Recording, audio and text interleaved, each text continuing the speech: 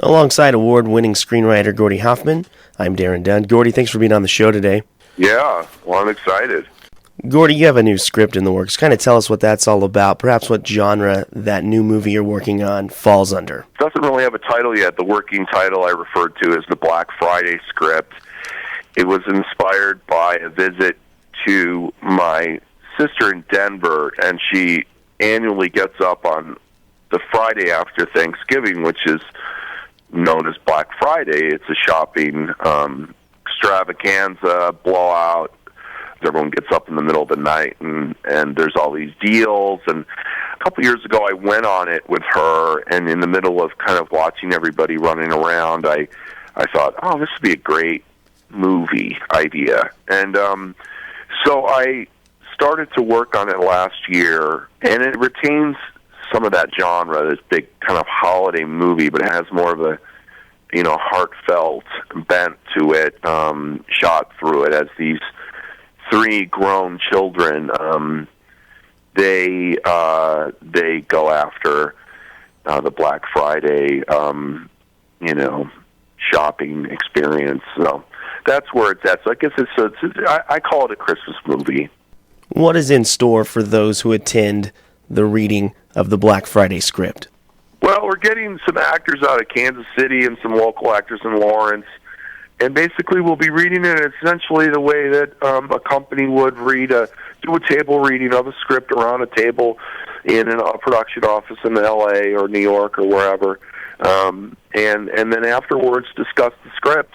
And people can ask questions, people can offer solutions, they can criticize the script, and that's it's a really key part of the development process of a motion picture is working on the script, developing the script, and making the script stronger through reading. And so that's the process we are offering to the film majors at KU and anyone in Lawrence that would like to come and kind of see some of it, because I'm doing it to participate in with the students at KU and film majors, and but I'm also have selfish reasons. I'm actively, working on the script and want to advance it forward and solve its existing problems and make it stronger. Once you've made final cuts and final edits and you're ready to produce this movie, who do you see playing in the major roles for Black Friday?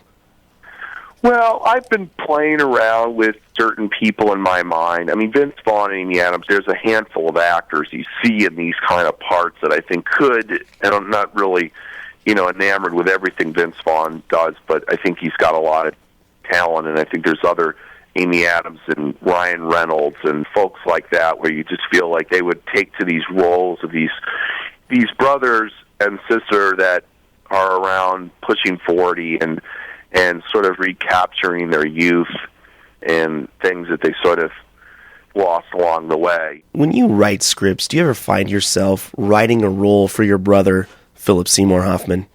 I haven't done that in a long time, actually. I've never written a role for him, actually, because,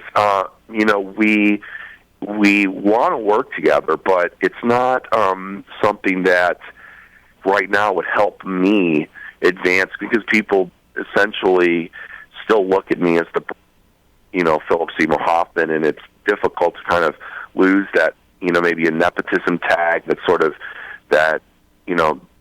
hinders my own ability to stand on my own. And so I'm set to do a few projects and get, sort of more of my own name established commercially with people. And then yeah, I have plenty of ideas and things that I envision him in, but I'm not currently writing anything that I'm writing anything for him. But I definitely think about roles for him and ideas for him and for in the future, but it's not something I'm doing now. If a young person comes up to you and say they aspire to be where you're at as a writer, as a Hollywood writer, what kind of advice would you give them to get where you are today?